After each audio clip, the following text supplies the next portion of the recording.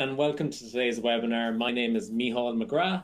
I'm from the VisibleThread team. I'm head of marketing here at VisibleThread. I'm delighted to welcome you to this webinar with Jennifer Schaus.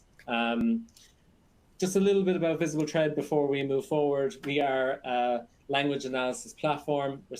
We support many customers, such as on this screen, in terms of complex documentation and how to improve business writing. If anyone wants to learn more about VisibleThread, we're more than happy to help, as always, and we hope you really enjoyed this webinar and you find it beneficial. Before I begin, a little bit of housekeeping. So first of all, we'd love to know if you're a long-term subscriber of VisibleThread, if you've attended webinars before, or you're a first-timer. We do lots of these type of polls throughout the presentation, so feel free to click the slides. You can interact with the slides and start selecting whether you've seen our webinars before, or if you've this is your first time. A few little other housekeeping parts. We will send the slides and recordings to you after the webinar, so all will be available. If you do have questions for me or for Jennifer, please free to use the Q&A box on the screen. We will be doing a live Q&A session at the very end. We're happy to answer any questions, so feel free to put them through as you go on. So it's great. We have loads of new people. So we have actually nearly 80% new, which is fab. And then we have some long-term subscribers as well. So it's great to have new people on this webinar. If anybody wants more information about what we do or what Jennifer do, we'd be more happy to pass information. Since we have so many new people on the call, there is some major events happening with VisibleThread over the next couple of weeks and months. The biggest of which is certainly Optimize. Optimize Business Writing has well over 1,200 registrants at this point. It is a full day event of how to improve your business writing. So we'll be tackling everything from proposal writing to structure to storytelling to how to create a good narrative and persona and writing for different personas and audiences. It's a superb event. It's full day, it's virtual, and it's completely free. So if you would like to sign up for that event or would like more information, please click the link on screen. It's completely free and it's on September 12th, so it's not too far away. So we'd be delighted to see you there and you're more than welcome. And similarly, if you are in the DC area or would like to travel to DC to meet us in person, we are running our summit, our annual summit, which we run every year in the DC area. It's going to be in the Gaylord National Resort in National Harbour. We'd be delighted to meet you there. This event is not just for customers, but it's for customers to meet their customer success managers, but it's also for the general audience to listen to best practice, to meet people in similar roles and professions, and to network. So it's a fabulous event. Again, it's free. It's a full day event on Wednesday, November 1st. So if you would like details, please click the link and it'll open in a new tab for you to select. So what I'd like you to do, if you haven't done already, is please subscribe to Jennifer Schaus's newsletter. I found Jennifer on LinkedIn. I was aware of her work in the previous, but once I subscribed to her newsletter over the last couple of months, I see all the fantastic communications and presentations that she's provided, and she provides regularly to her audience. Really detailed, very transparent information in great formats such as YouTube and other webinars such as this. So please do subscribe. Jennifer is based in the Washington, D.C. area, 20 years of experience. Jennifer and her team consult established companies in the federal sector, primarily on the GSA schedule. And it's a perfect format for today because this is the topic to dig into the GSA schedule and make it work for you. So please subscribe. If you're not a subscriber, so loads of you haven't subscribed yet, a couple of people that you know already, Jennifer, which is great. But please do get involved, and Jennifer creates some great content for her subscribers. So please do connect there. Now, without further ado, Jennifer, how are you today? Great. Thanks so much again to our friends at VisibleThread, and thanks to everyone who's taken time out of their day to join us live, or anyone that's tuning in for the recording. Again, Jennifer Schaus coming to you live today from Washington, D.C., and we're talking about the GSA schedule and leveraging it as a federal business development tool. I'm going to go through just a quick agenda here. I'll tell you a little bit about us.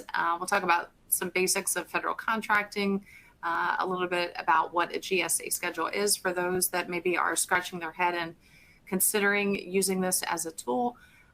We'll dig into some of the details, and then I'll make some concluding remarks. For anyone that has questions, I believe there is a chat box on your right-hand side. You can type your questions in, and then they will be read off in the order that they're received as we get to the end of the presentation today. So again, about us, we are based in downtown Washington, D.C., and I've got over 20 years of experience. I started my career with Dun & Bradstreet, writing credit reports on companies, and then we began selling that data to federal government departments and agencies. They used that data for two reasons. Number one was for investigative reasons, so the CIA, NSA, segments of Department of Justice and DOD would be investigating contractors, OIG offices. But then the other half of the use for the Dun & Bradstreet data was to evaluate potential contractors on their financial stability. Did these companies have the financial wherewithal to maintain the terms and conditions of contracts? The reason I talk about Dun & Bradstreet, obviously I started my career there, and that was my foray into federal contracting. But during my time there, we were a fairly small office of about 10 people. And during that time, we pursued the GSA schedule. And this is the most important part of what I'm going to say, is because some of our customers were asking us to get onto the schedule because it helped to facilitate the purchasing process. So back to me and my firm and where I am today. With 20 years of experience, we do work with established government contractors, a lot of large businesses, publicly traded firms, Chevron, Ameresco, Invisalign, Segway, and others, and basically help them navigate the federal market. Our main offering is helping companies with the GSA schedule and other contract vehicles. Some of the other services that we provide are listed there on the screen. Over the course of these 20 years, we've amassed a library of over 600 plus, I think we're up to 630. I think today might actually make 630 government contracting webinars, which will be available to you complimentary. If you hop over to our YouTube channel, you can subscribe for free. There's no cost, and you'll be alerted anytime there is a new webinar that is uploaded. We also put on conferences and events and webinars for government contractors, and our newsletter now reaches close to 27,000 subscribers, most of which are federal contractors. So in the event that your business is targeting federal contractors, you can advertise in our newsletter and in our webinar series. Send us an email to the hello@jenniferschaus.com, and we'll send you a media kit. Okay, so let's just dig in at a high level and a very elementary level here to federal contracting for anyone that is new to the market. The U.S. federal government is the world's largest purchaser. They're spending billions of dollars every fiscal year. The fiscal year runs October 1st through September 30th, so we're coming up on the tail end. We've got a couple weeks left before the fiscal year is over, and the government has more or less a use it or lose it policy. A lot of times during Q4, the government will, you'll see spikes in spending, particularly through contract vehicles, because they help facilitate the procurement process. They make it easier for the government to get to you if in fact you are on a contract vehicle. This market is also so unique, and by this market I mean the federal market, as well as state, local, and education, simply because there is so much publicly available data that's available to you as long as you have an internet connection. So by using the data that's out there, you can determine how to spend your time, where to spend your time and effort, and you can be more effective and efficient, which will make you a more successful contractor.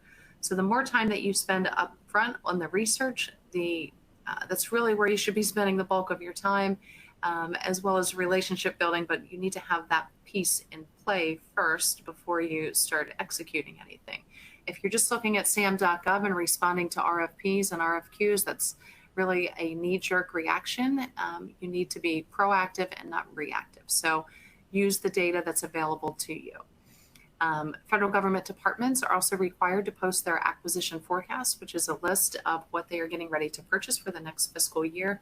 It's usually in the format of a spreadsheet, and you'll have various columns, a point of contact, sometimes a phone number and an email address, what quarter the purchase is going to take place in, the mechanism by which the government will purchase, meaning is it set aside for an 8A, is it women-owned, veteran-owned, hub zone, some other designation, is it going through a contract vehicle, meaning GSA Schedule or some other contract vehicle. And then it'll give you the quarter, typically, if it's that detailed, and some of these are, but some departments and agencies do a better job than others. You also need to know the rules of the game for federal contracting. That's the FAR, the Federal Acquisition Regulations. There's 52 parts in the FAR, 52 weeks in the year. In 2020, we covered all 52 parts of the FAR. And you can hop over to our YouTube channel, to our website, which will then take you to our YouTube channel for each of those parts. But it's important to understand how the government conducts, for example, market research, and that's one of the parts of the FAR. How are they looking for businesses? And then you can reverse engineer more or less to make sure that your business is going to be found in one of those areas or in one of those manners that the government is searching. At the end of the day, all of those things are equal. All companies are playing with the same data and using that same data. The piece that will set you apart from the other businesses is the relationship. How are you presenting yourself? What is your reputation? Are you attending the events? Are you shaking the hands? Are you there when you say you're going to? Et cetera, et cetera. The government is risk averse, so you want to make sure that you are, in fact, making it easy for them to find you. But there's going to be no silver bullet here in government contracting or in life in general. It's just something that you have to do day in, day out, and have grit.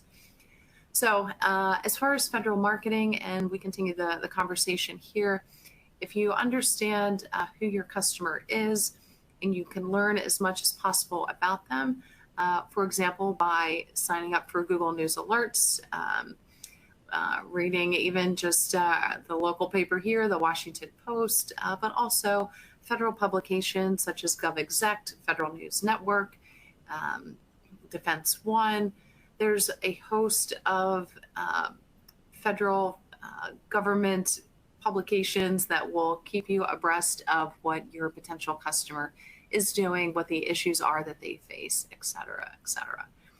Once you then get to the department or agency website, typically they will have a newsletter that's going to be found maybe in the public affairs office. If you hop over to the small business office within that department or agency, that's where you're going to find the procurement forecast. You're going to find the industry days, kind of their open houses that they have, as well as any matchmaking events or any events that they might or may be attending. So make sure that you are there, because again, that's where the relationships matter, and that's really the special sauce here.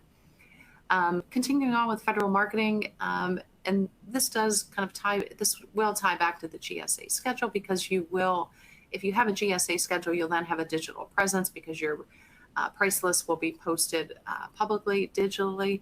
So make sure that your website and your LinkedIn, that you do have a presence there that speaks to federal contracting, that it uses the verbiage and vernacular that the federal government, particularly the agency or department that you're targeting, uses. Are you plugged into the associations? Are you involved? Are you volunteering for various committees? Are you attending networking events? Does your capability statement speak to any contract vehicles or designations that you have, as well as truly your capabilities?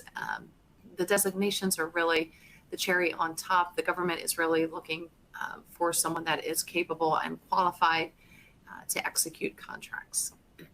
On the marketing side, you can still continue on here with looking at how you are branding your company, the advertising and sponsoring.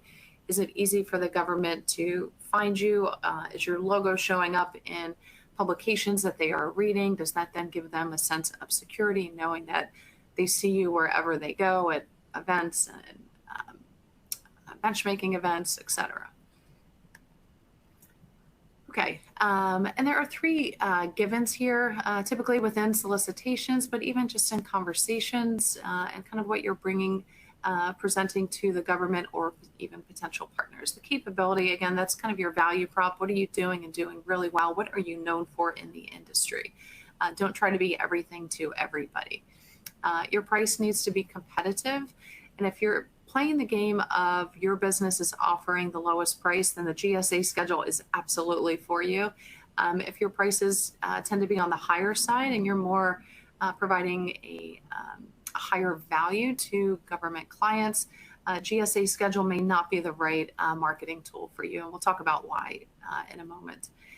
Your past performance, the longer you're in the game of federal contracting, the more that you're going to have. If you've done anything with state, local education, government sectors, then that can be relevant as well as commercial or any subcontracting.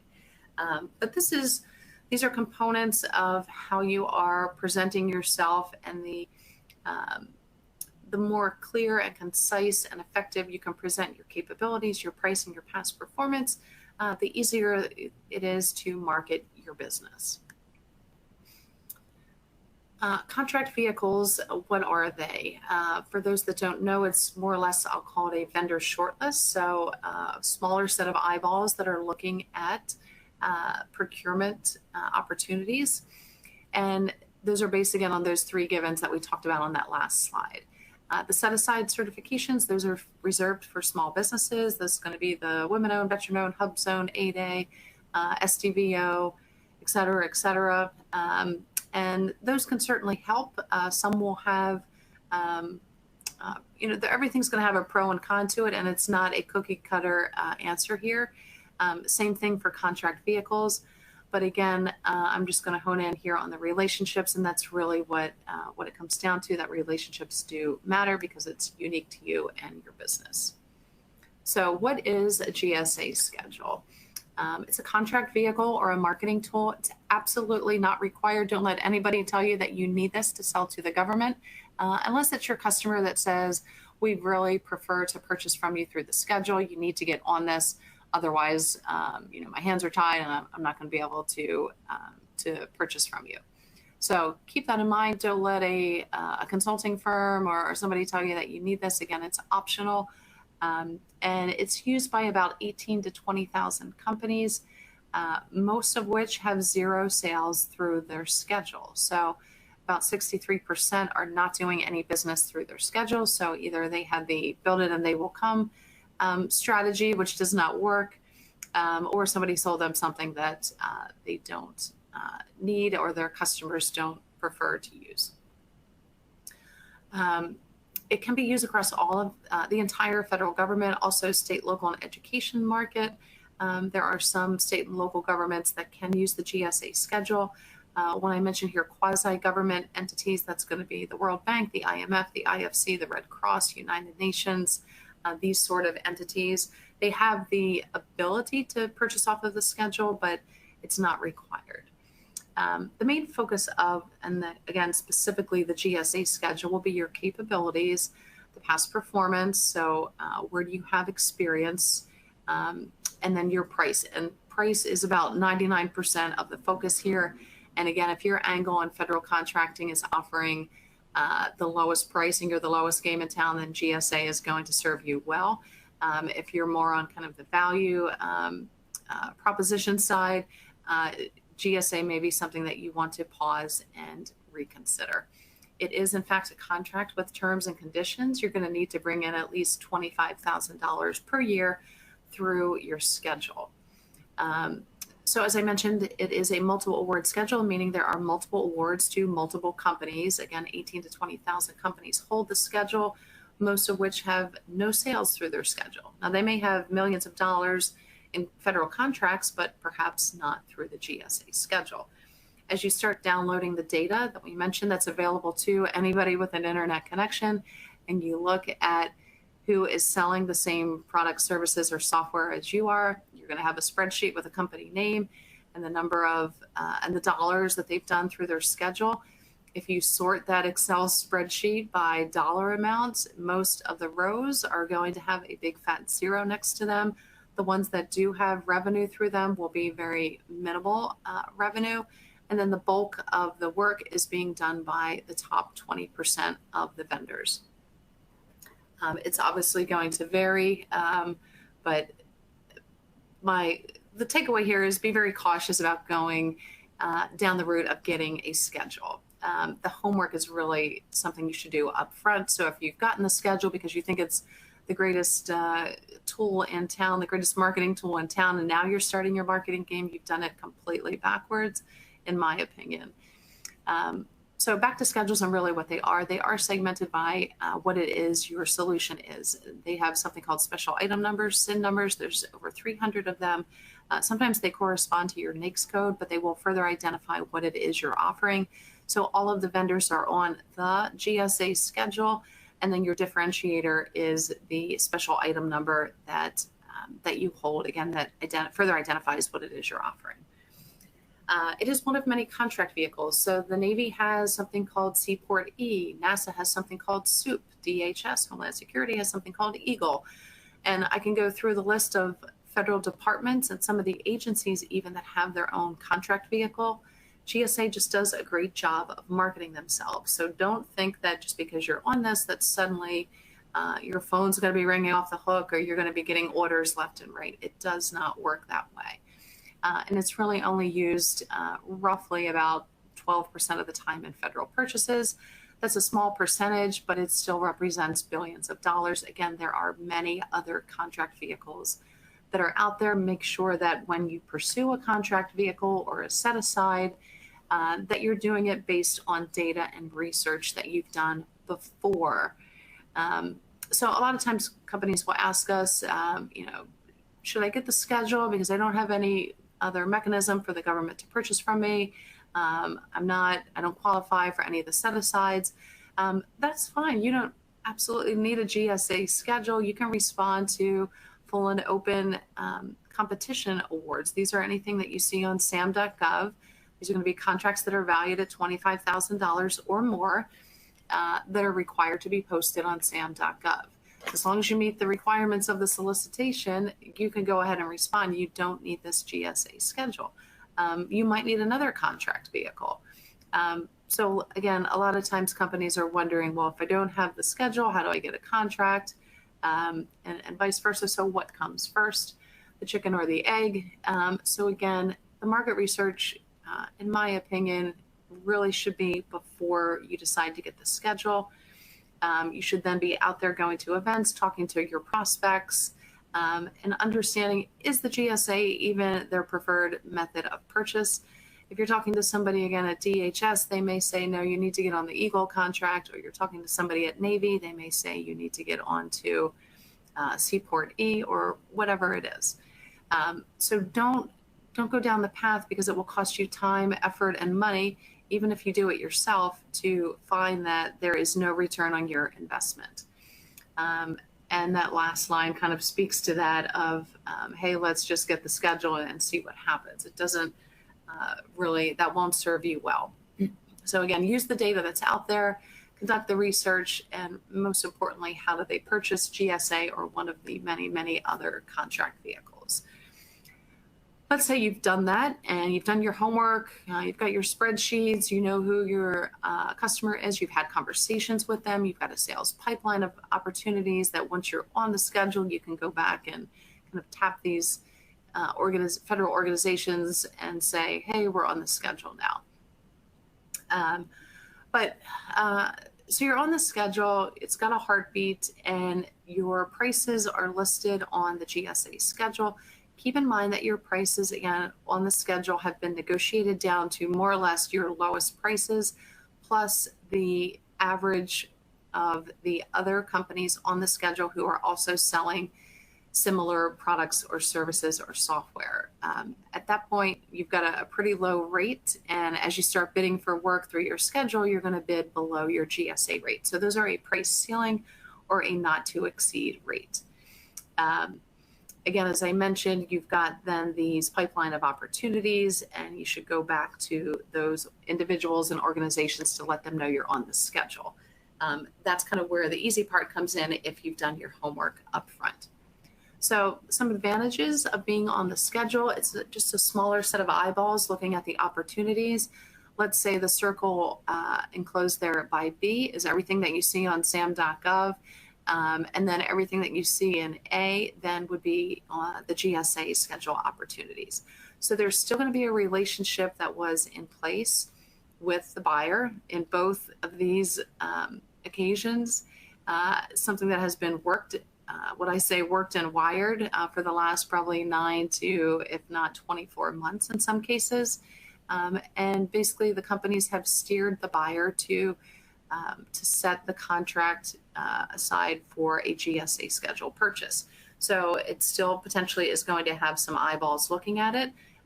In fact, the competition will be smaller, but it will be more qualified competition. So keep this in mind, again, before you get onto the schedule. But some advantages are that, again, it will box out some of the competition, some of the folks that really shouldn't even be bothering to respond. But it does give the government the security because, again, they're risk averse. So they're going to know that your company has been vetted, that you do have that past performance, that your pricing is negotiated down to basically the lowest rate, that you're competitive with the other companies on the schedule. So then it allows them to make that direct award to your business. It shows also that you're serious about the market, but if you're going after the GSA schedule simply just to have this feather in your cap because it looks good and gives the buyer confidence in you, it's probably, again, not going to serve you well. You should have some conversations that you have, some relationships and opportunities in your pipeline. Pricing is published. So on both the GSA Advantage website, GSA eLibrary, and ebuy.gsa.gov, you can look at your competitors and look at their pricing to determine, is this contract vehicle going to be in my best interest? Am I going to be able to get my prices within a couple percentage points of my competitors? If yes, and you think you then can be on the schedule and bid for opportunities at a little bit lower than your GSA rates, which again are a price ceiling, and again your angle is your pricing game, and you're kind of the low guy in town, then GSA will probably work wonders for you. If you're not, then you're probably going to have some hurdles like 80% of the companies on the schedule. So again, conduct that research up front. GSA eBuy is one of the sites where once you're on the schedule, you sign up for the RFP notifications, and buyers from all over the federal government can look for your company, look for your product, service, or software, and send notifications to the companies that hold this special item number, so similar products and services as you, and you'll get these RFP notifications. Again, typically what has happened here on GSA eBuy is a company or companies have been in there talking to the prospect, meaning the federal government, and have steered that prospect to go the route of GSA schedule so that a smaller set of eyeballs is looking at the RFP so that there's less competition. So as you start bidding on these and you're saying, wow, we're bidding on all these, but we haven't won anything. My question is, did you have a relationship with the buyer? Did you know this was going to be coming out on GSA eBuy?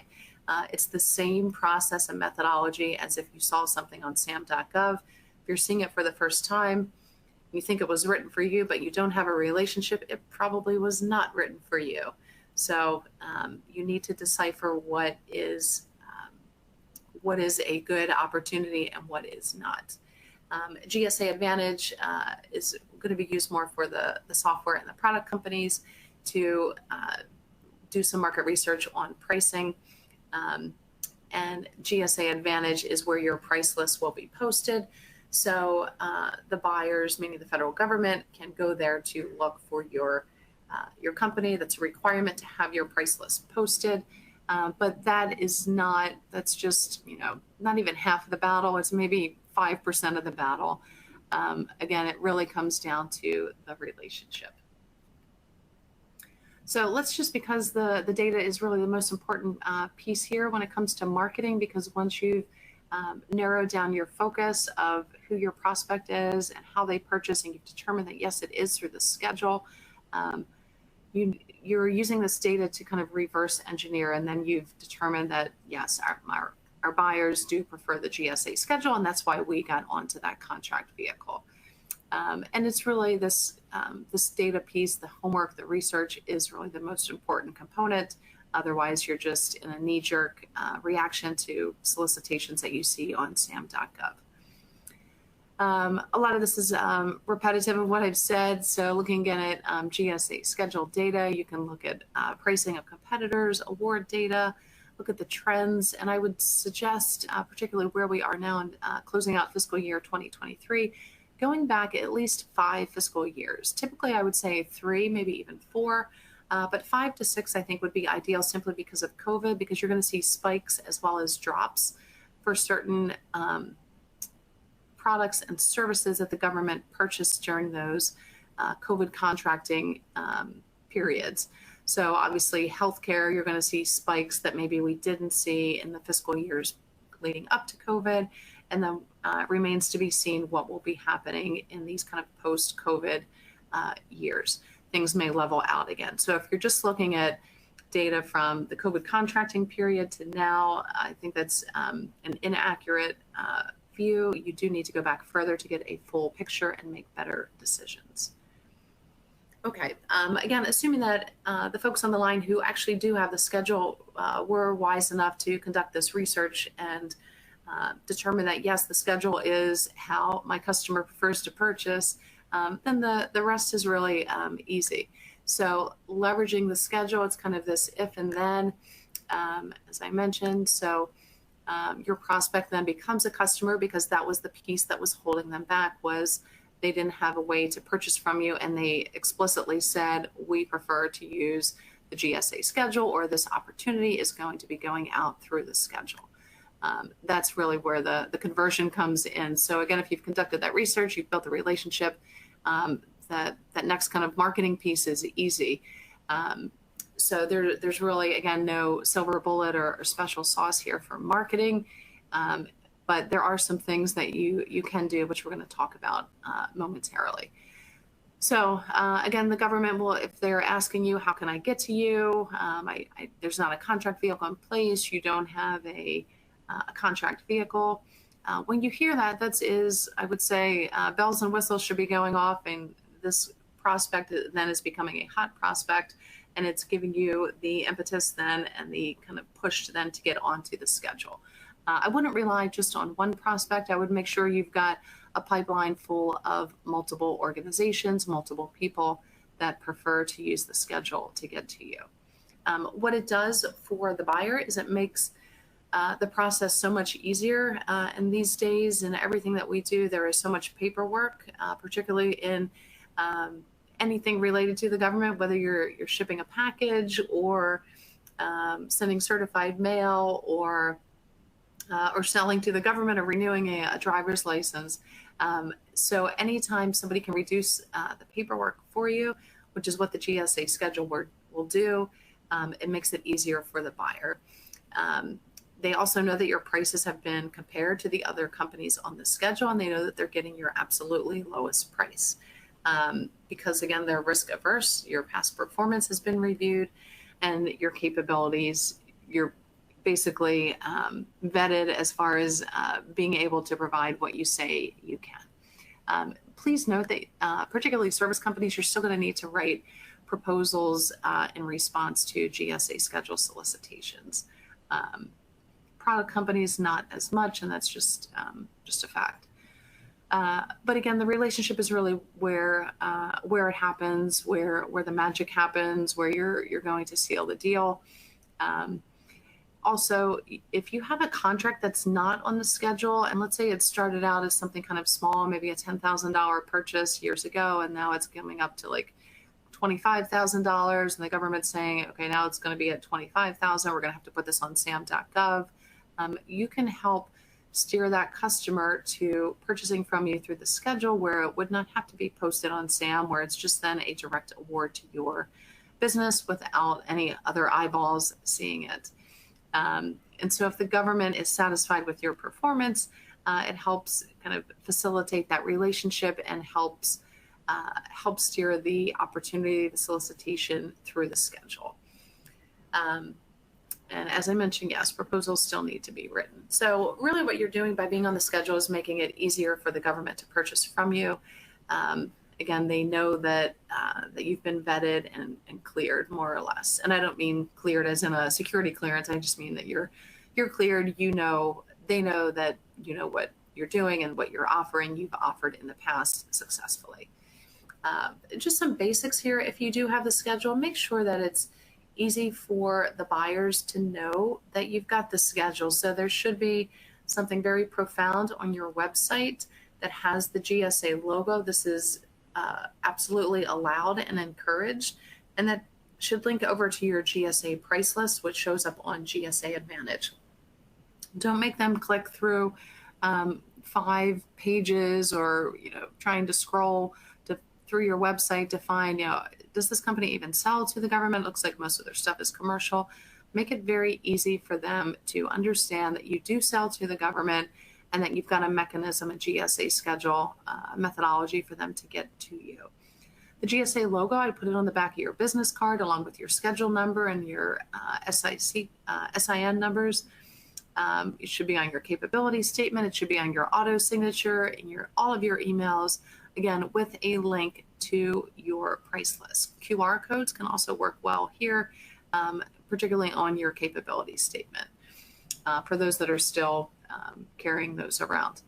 On your LinkedIn business profile, maybe you add into the description there a link to your GSA schedule pricing. We now have, I think it's 2 to 3 million feds on LinkedIn. They do use it. Businesses use it. Prime contractors use it. The departments and agencies are posting news. They're posting information about the webinars that they're hosting. They're posting information about matchmaking events. So they will also conduct their market research as part of the FAR using LinkedIn. So again, if they go to your company page and you don't have a logo there, you don't have a link to your website, you don't have a short description, you don't have the people in your company listed as employees and tied to your LinkedIn company page, you're not going to look professional. So again, make sure that these kind of small, minor things are all kind of tidied up, and it will give you a more professional appearance, which really helps in kind of that marketing, business development capture process. There's a lot that goes into it. And then once you've got the schedule, you want to notify any partners, any teaming partners, if you're part of a mentor protege program or a joint venture, or your business is potentially going to be for sale. This could be very attractive for mergers and acquisitions. Your prospects, obviously there's going to be the government folks, and then just people in your network. So if your company has a newsletter, I don't know that this is worthy of a press release, but just notifying them that you are on the schedule. Make it easy for people to know that you're on there, and make it easy for people to then find what it is you're selling and at what price, and is it easy to find a contact name and phone number for you. Some conclusions here. It really does come down to the relationship. I couldn't resist a little Cary Grant here today on a Thursday. But you really do need a relationship in place for your GSA schedule to be successful. Without that, you're really just a name and a number along with the other 18 to 20,000 companies on the schedule. The relationship, that person to person, that human to human contact is really where it's at. And if we're using this analogy of, a guy in a sports car trying to get a gal to go out with him, you may be the best looking guy. The car may be a red convertible, and you're wearing the right clothes and the right sunglasses and everything else. But if you're just kind of an empty suit, that's not going to help. You're still going to need substance. So that substance kind of plays into the relationship and your past performance and your capabilities. So really what I'm saying here is that the real sale takes place outside of the schedule, and the schedule is really just a mechanism to simplify this whole acquisition process. As I mentioned a couple times, if you're playing the low game on price, then GSA Schedule will serve you well.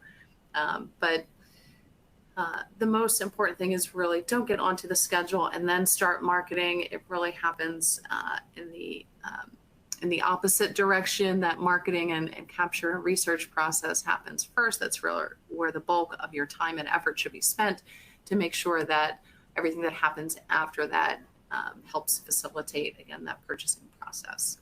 And I'll stop here and answer any questions. And again, thanks everybody for sticking with us through the technical difficulties.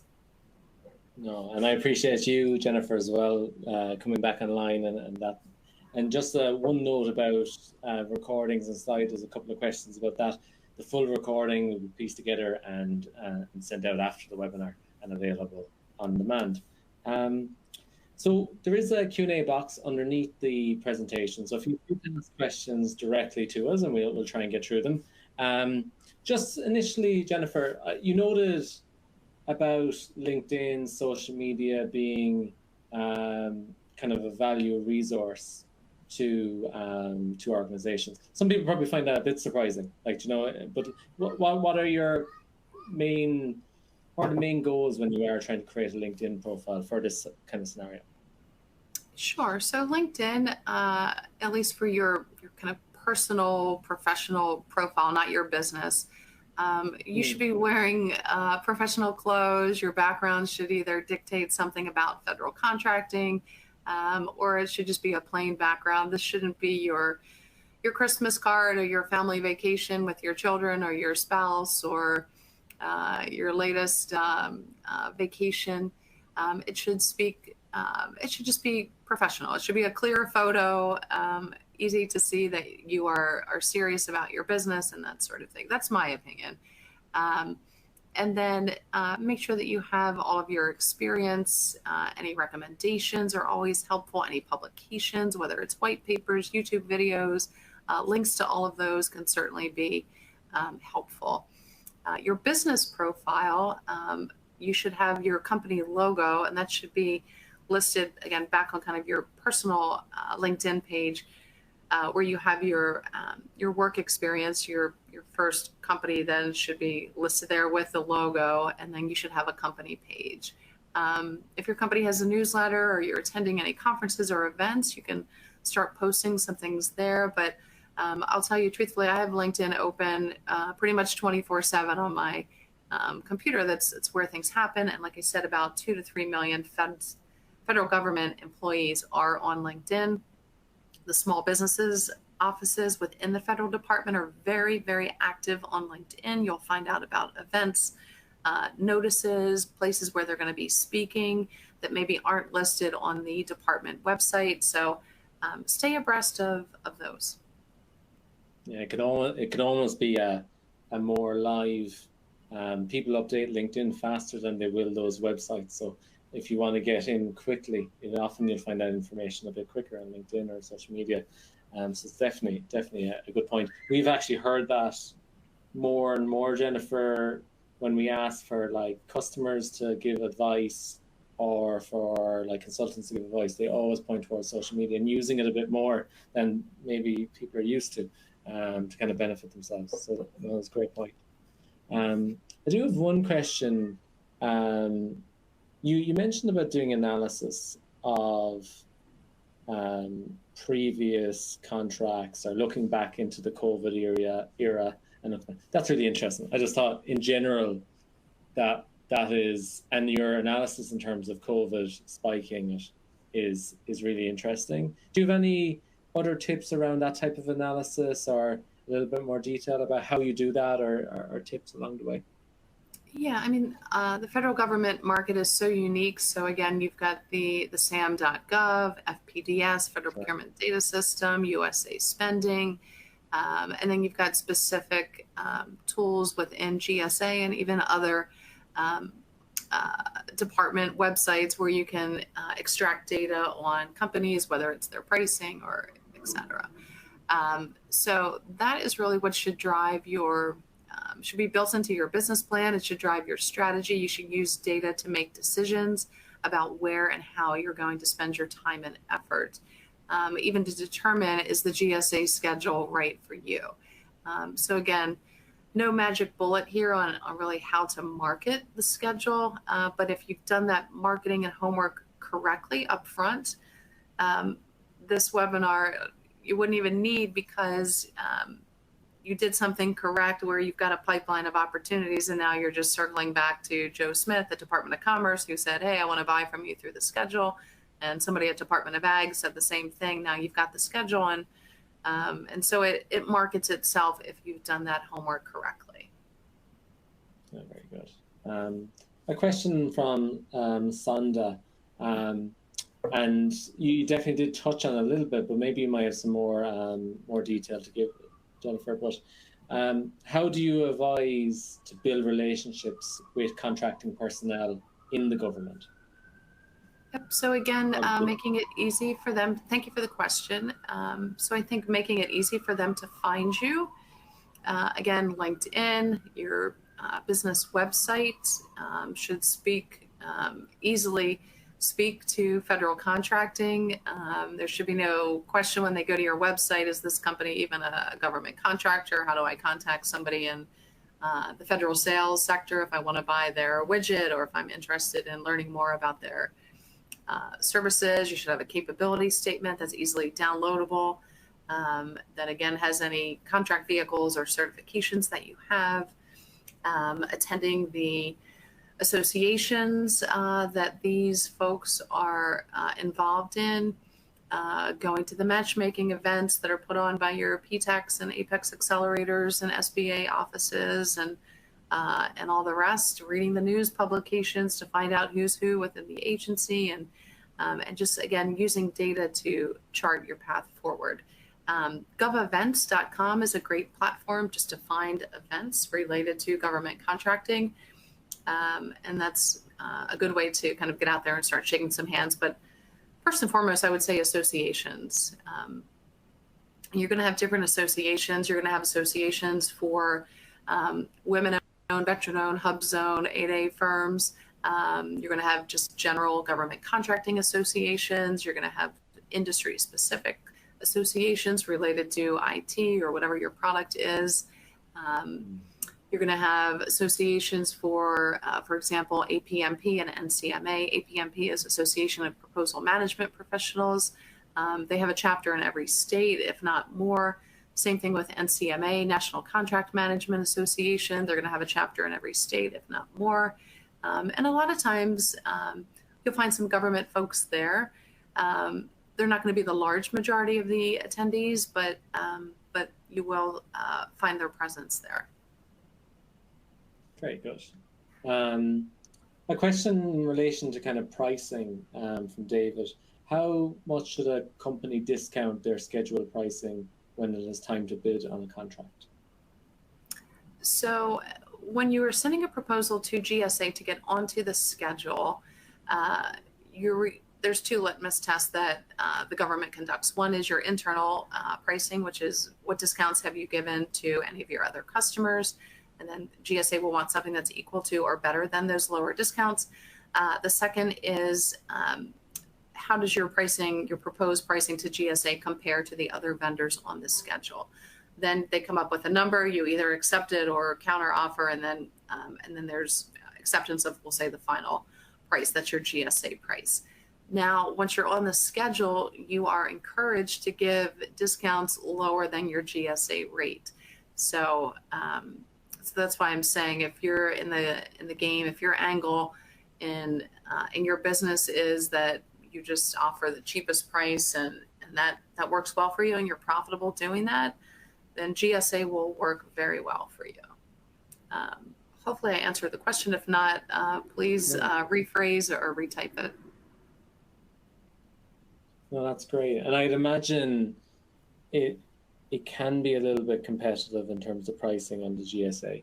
Do you find, is GSA anyway unique in terms of pricing, in terms of that type of world of discounts or the way an organization should price?